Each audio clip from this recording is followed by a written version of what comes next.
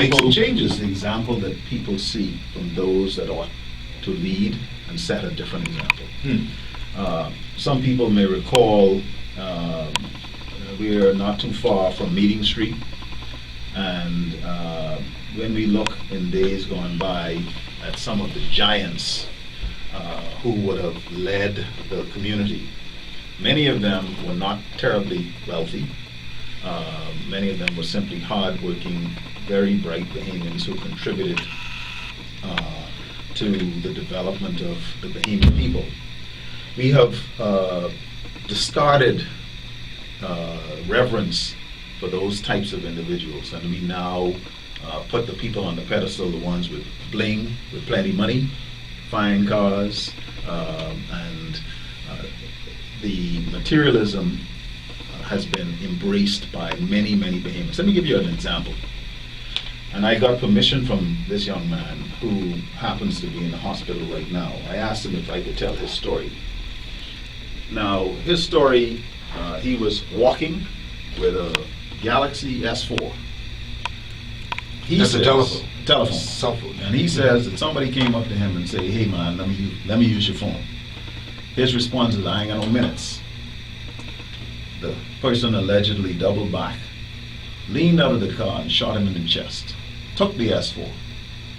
Now, he almost died from that. He is admitted in the hospital, ostensibly over a phone. This is Nassau, Bahamas. That's today. Now, do I have any cause to doubt the veracity of this story? Not really. But if you think about it, the idea that life is so cheap that, as in other places, you could die for a pair of tennis shoes, well, in the Bahamas, potentially you could die for a telephone. And so when you look at materialism,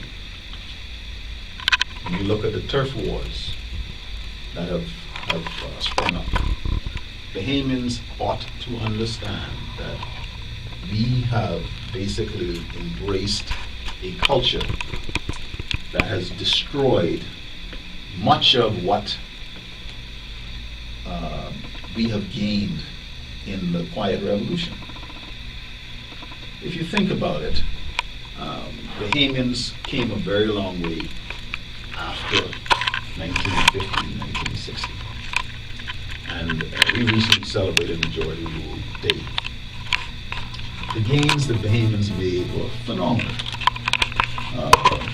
Education, economic empowerment. People moved out of the urban areas into nice homes in the valley, out elsewhere, etc. But the message got lost. It was a matter, by whatever means necessary, I can get them things. And so it's no longer an issue of maintaining value, but let me embrace the things. And so the individual who is a hard-working, honest individual no longer commands the respect of the fellas on the block. The guy who's selling the dope commands the respect of the fellas on the block. The guy who may have to ride in a 10 or 15-year-old automobile, but he cares for his family, is a prominent member of his church, is actively involved in civic activity, is not somebody that we look up to now. The fellow who's driving his Mercedes-Benz, BMW, who doesn't work, at least he has no legitimate job, but he flashes $100 bills and will throw out the boys on the block. That's who we look up to. Now, when you take it from the clandestine activity to the white-collar individuals, the fellas who could swing a deal, cut a deal, and get a $5 million hit there, a $1 million hit there, etc., that's who we look up to. And some of those individuals, unfortunately, are leaders of this country. Take it. Some of those individuals are leaders of this country. And so when Mr. Monka speaks about gangsterism, I have to agree with him.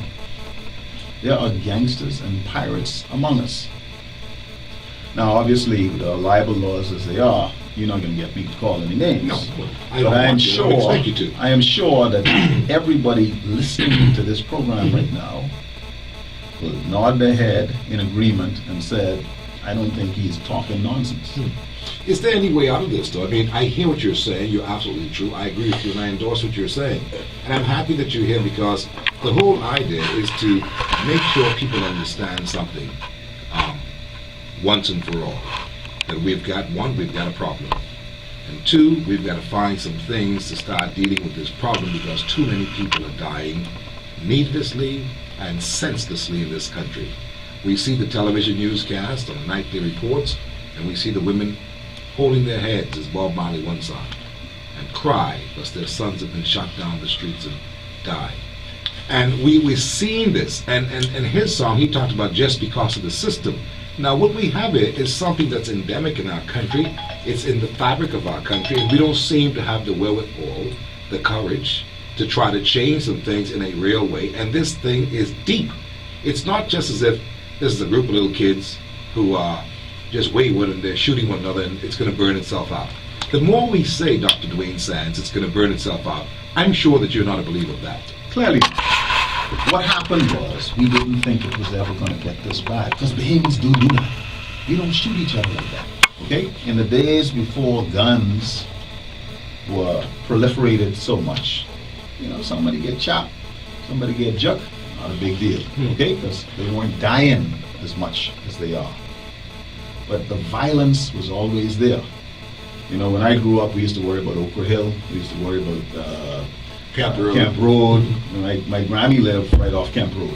Okay, my father's mother.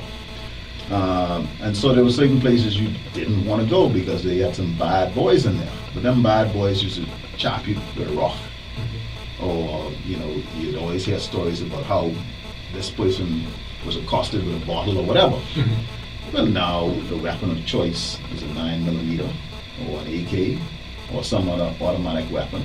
But the anger that has been created in many of the young men who have been spawned, who have been abused by society, that have never been loved, and they act out because nobody really cares about them. Okay, and the only love that they find is from others just like them. So they don't expect to live. They're not afraid to die. Would you say that we have a criminal society, basically, by and large? We have created primarily young men, but not only young men and women, who really don't have a whole lot to live for. And we have created a classist society.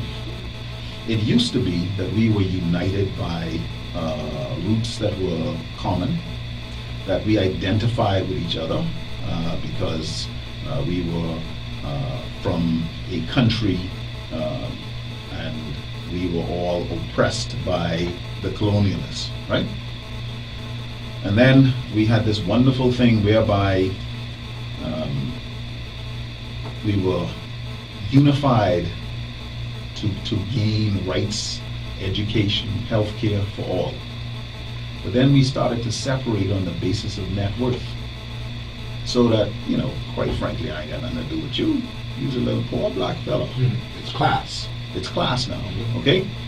And women get abused, they get used as sexual objects, and children get